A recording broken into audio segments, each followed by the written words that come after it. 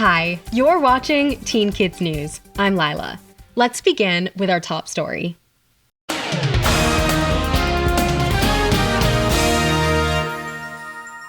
By now, most of us know what AI is. AI is artificial intelligence. Correct.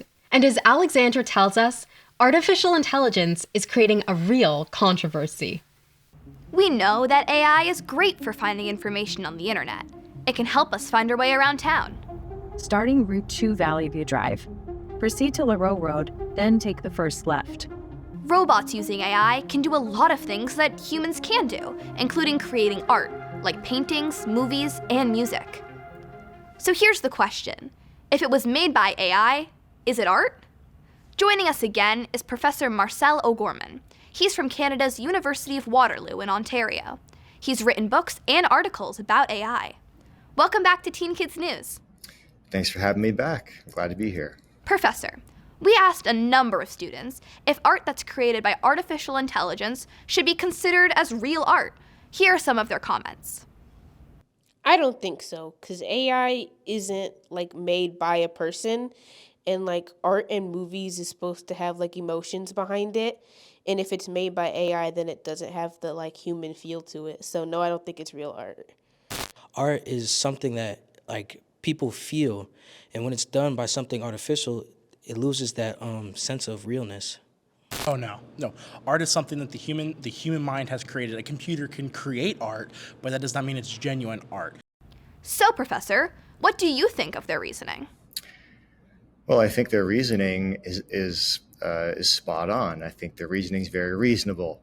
So most artists, curators, or art historians would say that art is a uniquely human activity. What we enjoy about art is how it allows us to connect to other human beings and to the human experience. So if a machine makes art, we don't really have that same connection, unless we connect to the person who made the machine and call them the artist. Up to now, we've been talking about art in the abstract, so to speak. But this was created by a computer software, as was this, and even this. Should these be considered works of art? Yeah, well, each of these is artistic in its own way, and each of them copies a specific style of art. So one of them copies surrealism, for example. One of them copies portraits, and one of them copies a landscape painting. But just because we see it there on a screen and it looks pretty good doesn't mean it's art. If we saw them in a gallery, we'd consider them works of art. Or if artists or museums said that they're art, we consider them as art. This is kind of problematic. And in fact, there's an artist named Marcel Duchamp, who put a bathroom urinal into an art gallery and called it art. And it's now one of the most iconic pieces of modern art in the world. You can go see it in Philadelphia if you'd like. What he was proving was that anything can be art as long as the art world will accept it as art. So the question is the art world ready to accept AI art as a form of art?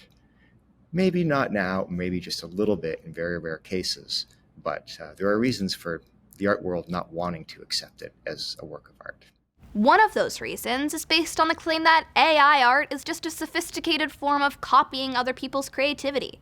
As this comment from Tyler points out, I actually wrote a paper on this. I think that AI is killing modern art because of its use of reusing other people's art and turning it into something else. That's not AI's art. They're just taking art styles from other people and turning it into art. That's not art, in my opinion. Art is something that only a human mind can create, and it's a completely original idea.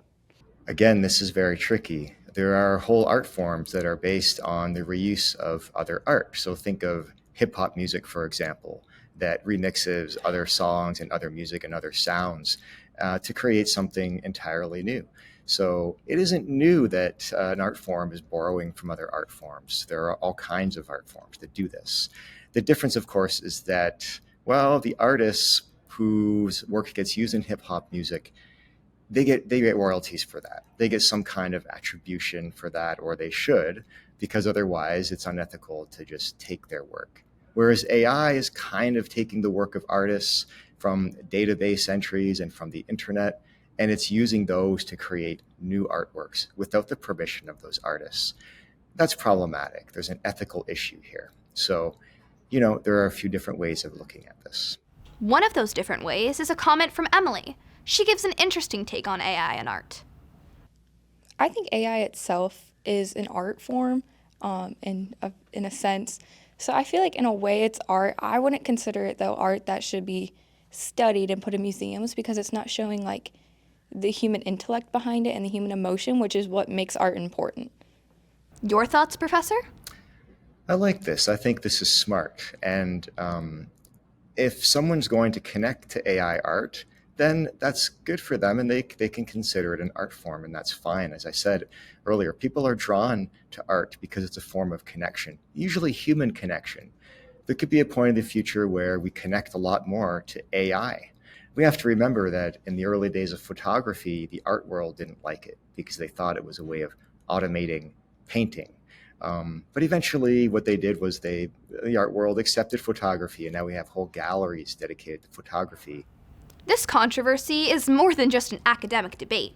It's a big issue for lots of people who make a living by creating. For example, screenwriters went on strike to try to prevent Hollywood studios from using AI to develop scripts. How serious is the threat that AI could put many people, writers, artists, composers, musicians, out of work? It's a very serious threat. So the example of writing is very good, and you can think of people like journalists, for example. So we already have examples of AI-generated journalism and news content. But you can also think of something like fashion photography. So AI can generate photography of a designer's fashions on a fake model, for example. And really no human was involved except for the person creating that design using the AI software.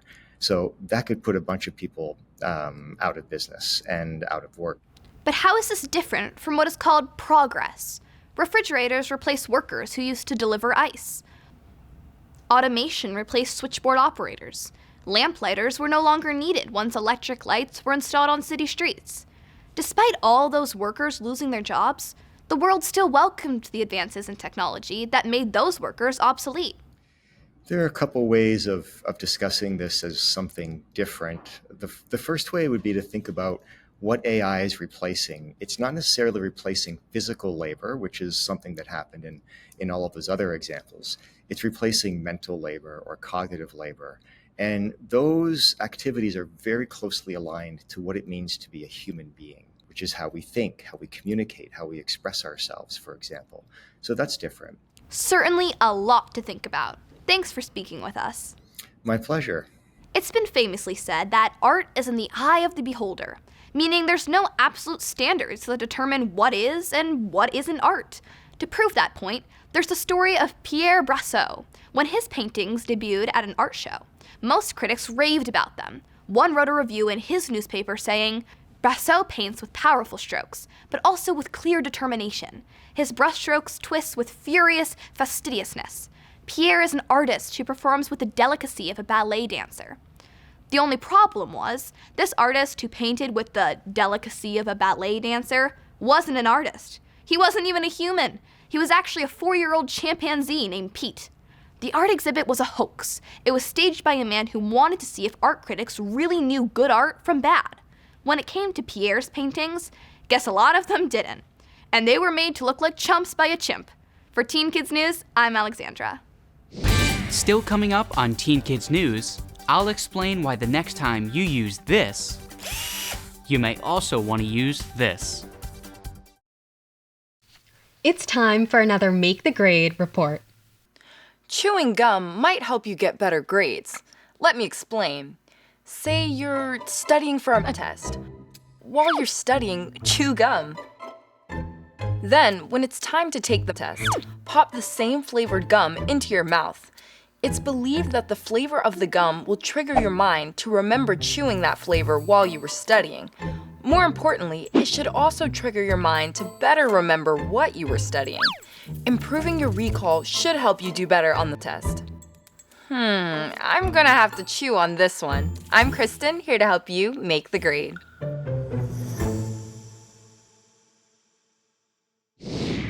I love do-it-yourself projects around the house, like putting up new shelves. But I don't love having to drag out the vacuum just to clean up a little bit of dust. So next time you have to drill a hole in the wall, try this. Take a Post-it and fold the paper below where the sticky part is. Press it against the wall right under where you're going to drill. Grab your safety glasses and start drilling. As you can see, the Post-it caught most of the dust. How's that for an easy cleanup? I'm Luke for Teen Kids News. We've got lots more coming up in the show. During this commercial break, take a minute to like, follow, and subscribe to our socials so you never miss out on Teen Kids News. We'll be right back. In Can You Believe It, we'll meet an animal that's related to the whale but walks on land.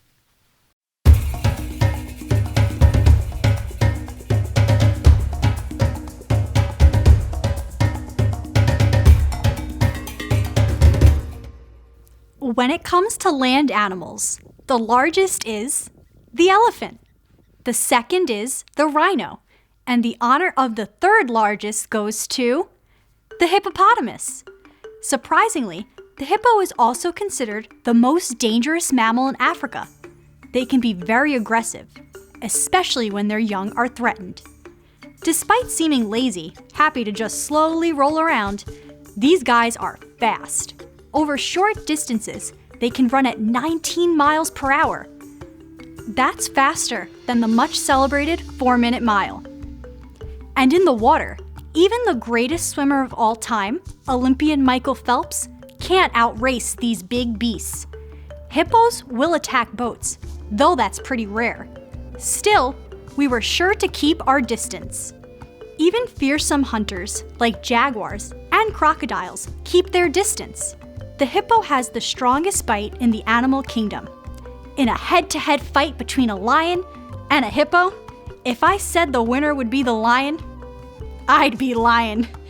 Male hippos, called bulls, will open their mouths wide to expose a mouthful of terrifying teeth and tusks. They'll use those teeth to challenge one another for dominance in the herd.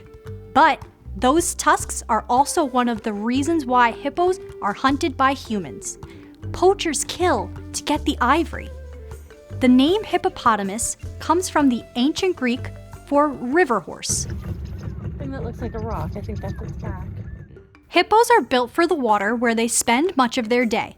Notice how high up on the head the eyes are, as well as the nostrils and ears. That allows hippos to stay almost fully submerged and still be able to breathe and keep tabs on what's happening around them. It also helps protect them from the blazing African sun, as does lying around in the cool mud. Hippos are herbivores, which means they eat plants and grass. Despite their low-carb diet, males can grow as large as 4 tons. Although bigger and heavier than females, it's the females who call the shots within the herd. And while hippos look like huge pigs, they're not related. The hippo's closest relatives are actually whales. Both trace their genes back to the same ancestor. For some reason, 60 million years ago, the family tree branched off in 2 directions, creating giants roaming the ocean and giants roaming the land. Despite their great size, hippos, and even whales, are both threatened by the same thing, us. So it's up to us to protect them. One thing we can do is write our members of Congress and demand that hippos are added to the Endangered Species Act. The act would prohibit the hunting of hippos. And that would make a whale of a difference in the hippo's battle for survival. For Teen Kids News, I'm Ava.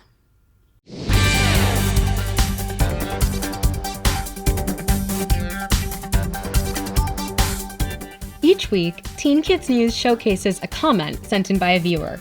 So don't be shy. Send us a short note about the show. Please include your first name and the town or city where you live. Then watch for your debut on national TV. We'll be right back with more Teen Kids News.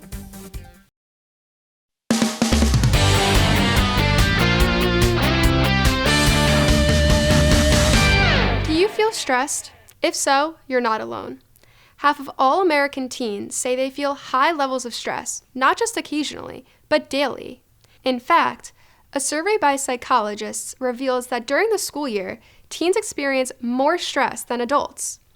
Asked to rate their stress on a scale from 1 to 10, adults average 5.1, but teens averaged 5.8.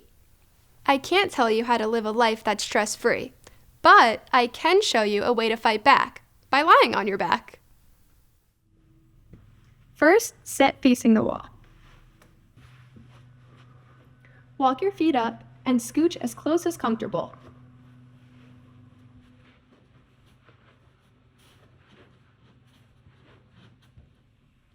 "5 minutes in this position should help you feel your stress fading away." For Teen Kids News, I'm Braylee. Here are some surprising hobbies of celebs. Angelina Jolie is a master in the art of knife throwing. Tom Holland is a trained ballet dancer. Margot Robbie used to be into ink. For a while, she was giving friends tattoos. Snoop Dogg coaches football for kids in tough neighborhoods of Los Angeles. Vin Diesel is into designing video games. Dwayne Johnson rocks the ukulele. And Taylor Swift likes to make her own jams and jellies. Sweet! For Teen Kids News, I'm Reese. Driving. It's not just a privilege, it's a responsibility. And to help you drive responsibly, the National Road Safety Foundation produced this video. Hi, I'm Drowsy. You know the feeling you get when you're really tired? Yeah, I caused that. When you don't get enough sleep, you become my BFF. I know you're too tired to drive, but I don't let you know that. Because I love causing car crashes. I can make you lose focus, even fall back asleep.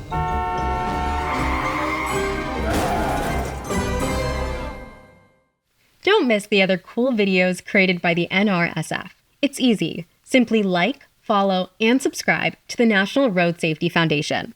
We'll be back with more Teen Kids News right after this.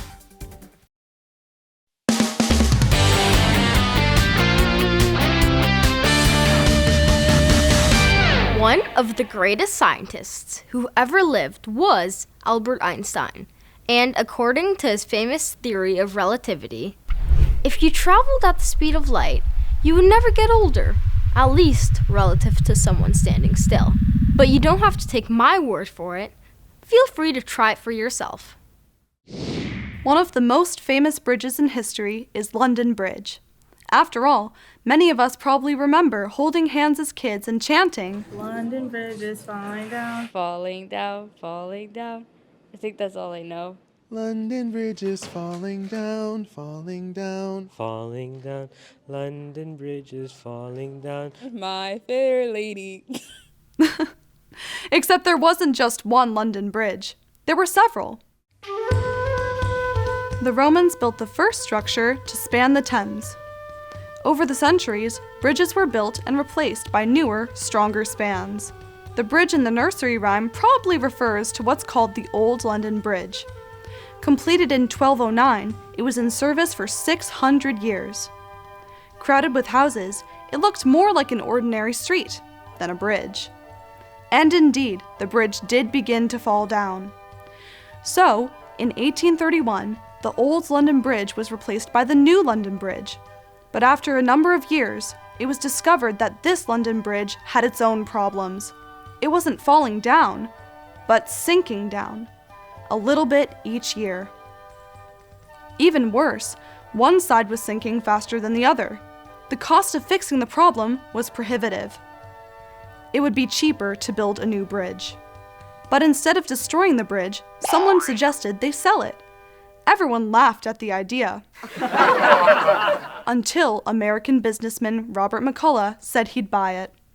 So, in 1968, the bridge was taken down piece by piece. The outer layer of stones were numbered and shipped to America, where they were reassembled in Arizona.